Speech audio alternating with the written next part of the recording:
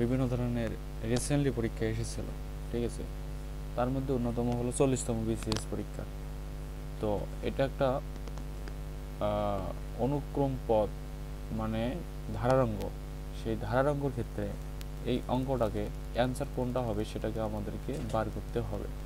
তা এখানে আমাদের প্রথমে কোনো কাজ করতে হবে না, ডাইরেক্টলি এই মানটা বসাই দিতে হবে। দিয়ে এন এর মানটাকে ধরতে হবে, এন এর মান কত? চতুর্থ পদ। যেহেতু চতুর্থ লেখা আছে, এন এর মান কী হবে? চতুর্থ পদ লিখতে হবে।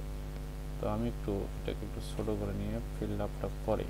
তাহলে এখানে এন সমান সমান নেব আমরা 4, যেহেতু কী লেখা আছে অনুক্রমণ পথ হচ্ছে 4, তাহলে ডাইরেক্টলি এই মানটা আমরা বসাই দেব cos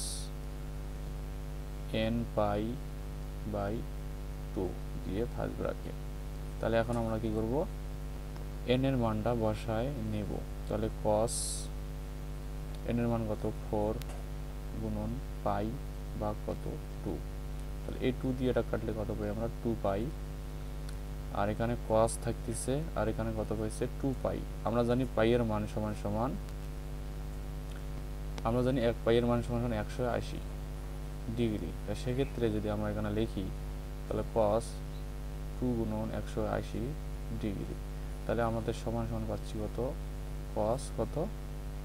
60 ডিগ্রি। তো cos 60 ডিগ্রির মান কিন্তু আমরা পাই কত? 1। এই cos 60 ডিগ্রির মান কিন্তু আমরা কত পাই? 1। cos 60 ডিগ্রির মান 1। তাহলে এই উত্তরটা হবে কি? খ নম্বরটা উত্তর।